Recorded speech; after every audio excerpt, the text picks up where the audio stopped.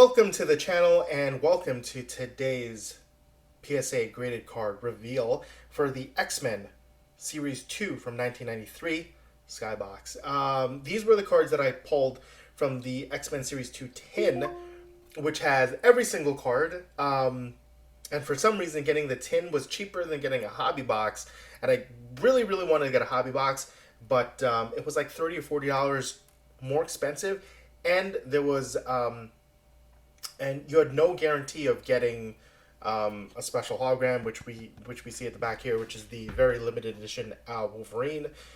So I'm like, well, why would I pay $30, $40 more to get less of a guarantee for any of the insert cards, and potentially they all could be damaged, when I can just get a tin where I can get all the cards and they can still also be damaged, but at least I get all of the cards. So again, not understanding it. You get every single hologram in the tin, including the rare Wolverine one, and you get the full set of this 30-year foil embossed card set as well. And I think if you bought the hobby box, I think it would be like, you're not guaranteed the entire set, and I don't think you're going to get, like, I think there were like 10 of them. Anyway, so a lot of the cards that were included in that tin, unfortunately, were damaged.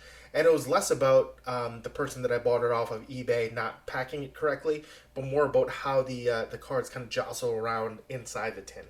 So not a lot of protection there. These were really meant to be not really collector's items, but more like things that maybe kids purchased. So I can understand it's not a premium product, and they didn't think about how this is going to withstand the test of time kind of long term. So we can see the first card here is the foil embossed 30-year anniversary of X-Men. And we got a PSA 9 here, but before we get into that, all the Marvel stuff I'm opening now leads into this.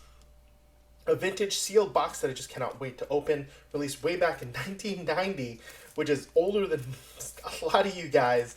Marvel Universe Series 1 trading cards. This is an incredibly difficult to find box at a decent price nowadays, with the potential for some serious value.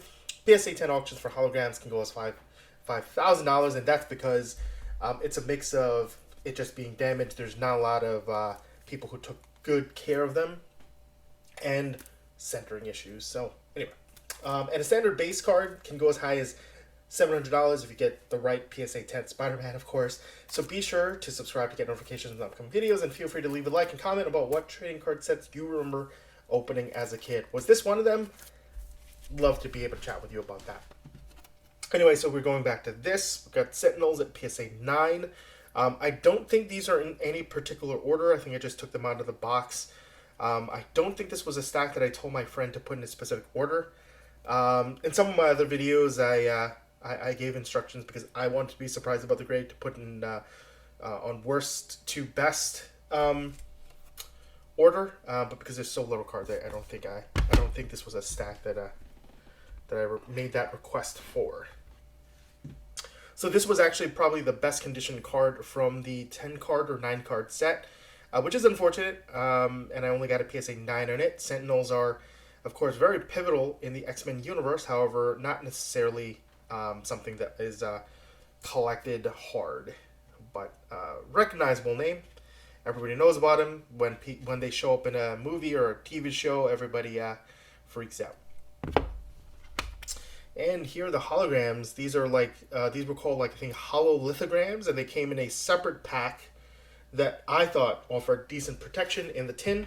So these did not suffer the same damage as the other cards, standard cards in the tin. It looks very cool. I think the only issue is the background is really obscure, so you don't really know what's going on there. Let's see what grade we got. Oh, PSA 9, not bad. Not bad at all.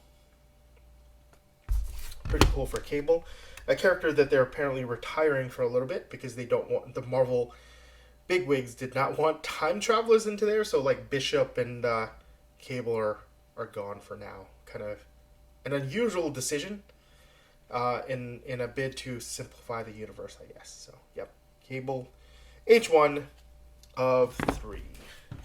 Next we have Storm. Background is also kind of whatever. I wish it had more of a 3D pop to it, and we're about to see what grade. PSA 9. Or all my hololithograms gonna be 9? Storm, extremely popular character. I don't think she wears this costume much, and I'm not sure if she has this hairstyle anymore. So, very you know, evokes lots of '90s nostalgia. Very cool. Hologram 3 of 3. And the final card, and this was the card I loved the most as a kid. It was so dynamic, and I always love these like Jack Kirby kind of power, power dots or, or whatever you want to call them. I don't know who AT was. Is this the only one that was no? Cable was signed AT. Oh no, they're all signed AT. All right, cool. I don't know who AT was. Maybe somebody can leave in the comments. But yeah, this was definitely my favorite card. It looked really dynamic, looked really cool. It didn't even matter that you couldn't really tell what the background was. To me, this was more like a silver card rather than a hologram, but whatever. I think the card would have been really cool if there was like a texturized foil backing rather than the hologram, but that's just me. What we're going to do.